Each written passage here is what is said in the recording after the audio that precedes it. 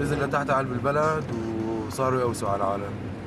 قام اجى الجيش الحر وتصدى له، ضلوا عصيان الجيش على الاساتذه تحت يعني. حاولوا يطلعوه بكل صعوبة، كل ما يطلعوا فيهم كان الجيش الحر يتصدى لهم يوصفوه. نحن جيش الحر هون بالزبداني حتى نحمي الأهالي بإذن الله تعالى، والله معنا من هؤلاء الكفراء بشار الأسد والعصابة تبعهم. كل يوم عندنا تشييع، كل يوم عندنا تشييع. عم يقصفونا بالدبابات وعم يقصفوا بالدبابات. امبارح ضربوا عنا شي 6 بيوت بمضايا، نزلوا البنايات كلها بمضايا امبارح. كل يوم عم ينزلوا بيوت عنا، جابوا علينا نزلوا دبابات ومن الجبل ومن هون عم يقصفونا من جميع التالات. ونحن بإذن الله هذا البلد ما بيحسنوا يفوتوا عليه بقى، بإذن الله ما بيحسنوا يفوتوا عليه طالما نحن عم نتنفس. جيش الحرب طبعا هو عبارة عن مجموعة عساكر وضباط قامت بالانشقاق عن القوات الأسدية التي تقتل المدنيين، وقامت بحماية المدنيين في مناطق عدة، ومن المناطق هي الزبداني، وقامت باشتباك مع عناصر الأمن.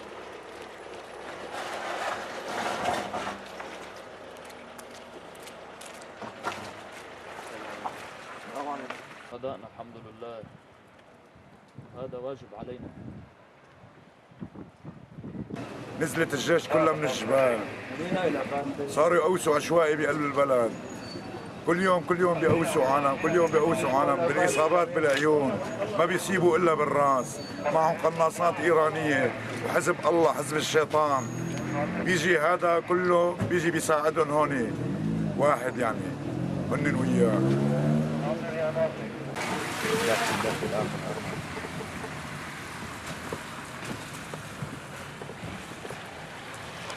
نحن ما شلنا سراح لحتى هن دفعونا نشيل سراح.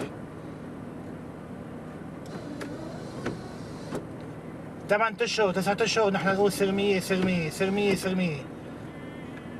نسواننا انخطفت من الطرقات ونحن نهنا وندعس عروسنا، عرفت شو؟ نحن ساكتين نقول سلمية. شبابي اطلعوا معهم كتابات قرار. صاحبكم الله يعطيكم العافية. ديروا بالكم بس يلا إن شاء الله.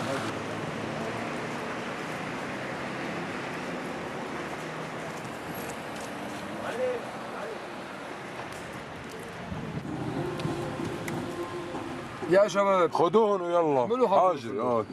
مين اللي بيقول لك خذوهم يلا؟ لا نحن الرئيس بأمره. مش أهلين. أنا أسماء بدنا نجيبها. فرجينا. ولا جايت من القائم نصر غاية وعين ثواني. عبد الناصر غازي، احمد جعجع عنقود. طيب انت خليهم يتضبطوا. لا تصوير ولا اجوا شايف يا قلبي.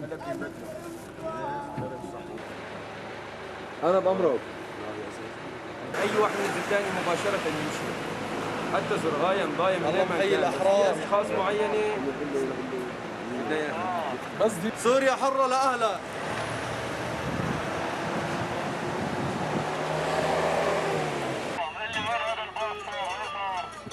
هلا دقوا لي جماعه، هلا نزل من السيلان.